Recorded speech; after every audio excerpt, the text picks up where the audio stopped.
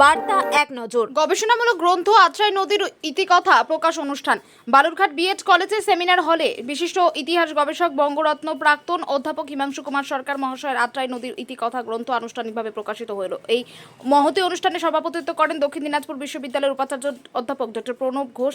আজকের অনুষ্ঠানে বিশেষ অতিথি আসন অলঙ্কৃত করেন প্রাক্তন অধ্যাপক কমলেশ দাস, বিশিষ্ট আইনজীবী শুভসন চট্টোপাধ্যায় এবং কবি মৃণাল চক্রবর্তী, বঙ্গরত্ন কবি বিশ্বনাথ সাহা, বিশিষ্ট শিক্ষিকা তথা দক্ষিণ দিনাজপুর চাইল্ড ওয়েলফেয়ার কমিটির চেয়ারপারসন মন্দিরা রায়, রথিন ঘোষ, ইতিহাস অনুসন্ধান পরিষদের সম্পাদক ডক্টর নবকুমার দাস সহ আরও গুণীজন। এছাড়াও উপস্থিত ছিলেন স্বপন কুমার বিশ্বাস, বালুরঘাট কলেজের প্রাক্তন অধ্যাপক আশিস দাস, বালুরঘাট লোকসভার প্রাক্তন সাংসদ রনেন বর্মন, বিশিষ্ট সমাজসেবী দীপক মণ্ডল সহ আরও অনেকে।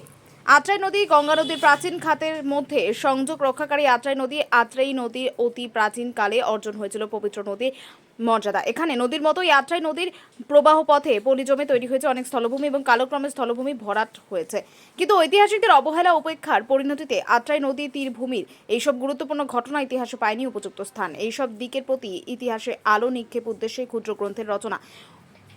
প্রচলিত ইতিহাসের এই ত্রুটিগুলি দূরীভূত করে আত্রাই নদীর তীরবর্তী এলাকার সভ্যতা এবং সংস্কৃতির উজ্জ্বল আলোর প্রতি দৃষ্টি আকর্ষণ গ্রন্থ রচনার প্রয়াস। বালুরঘাট থেকে জয়দীপ মৈত্র রিপোর্ট।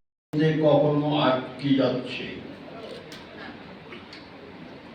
যাই হোক তবুও চেষ্টা করছি কিছু বলতে।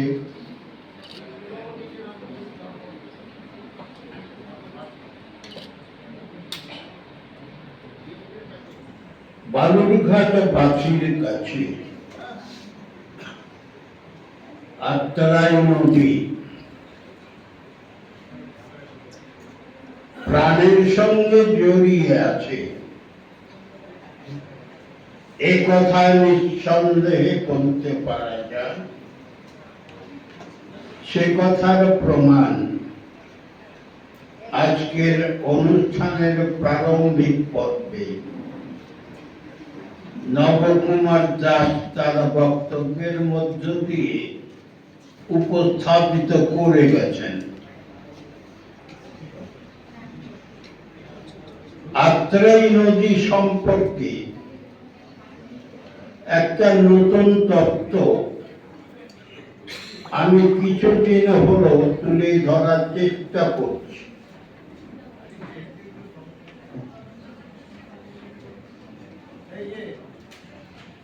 আত্রাই নদী আমি ছোটবেলায় শুনেছিলাম প্রবীণ ব্যক্তিদের কাছে আত্রাই নদীর সঙ্গে গঙ্গা নদীর যোগ আছে এবং গঙ্গা নদীর জলের মতো আত্রাই নদীর জল পবিত্র। ছোটবেলায় শুনেছিলাম, বুঝবার চেষ্টা করেছি এটা কি করে সম্ভব। আত্রাই নদী থেকে গঙ্গা নদী তো অনেক দূরে, গঙ্গার সঙ্গে আত্রাই নদীর যোগ হলো কি?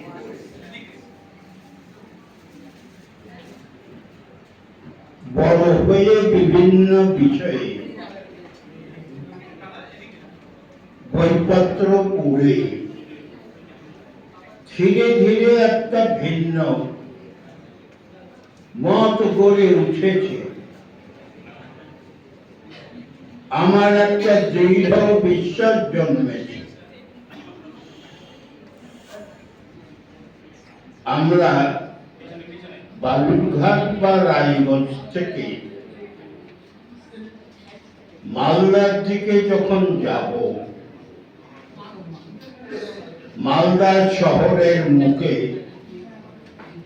একটা নদী অতিক্রম করব, মহানন্দা নদী।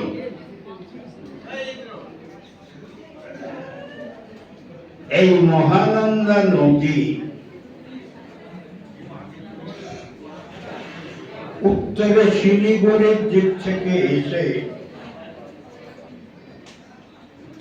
ওল্ড মালদার কাছে বাঁক নিয়ে দক্ষিণ পূর্বমুখী হয়েছে এই মহানন্দা নদীকে আমরা এখানে প্রত্যক্ষ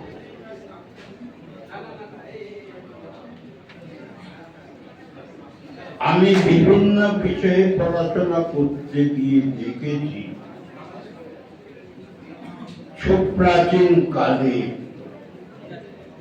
গঙ্গা নদী পশ্চিম দিক থেকে এসছে বঙ্গদেশে, বিহারের রাজমহল ঘাটের মধ্য দিয়ে মালদা জেলায় প্রবেশ করেছে, করে দুটো অন্য নদীর খাতে প্রবাহিত হয়ে অগ্রসর হয়েছে।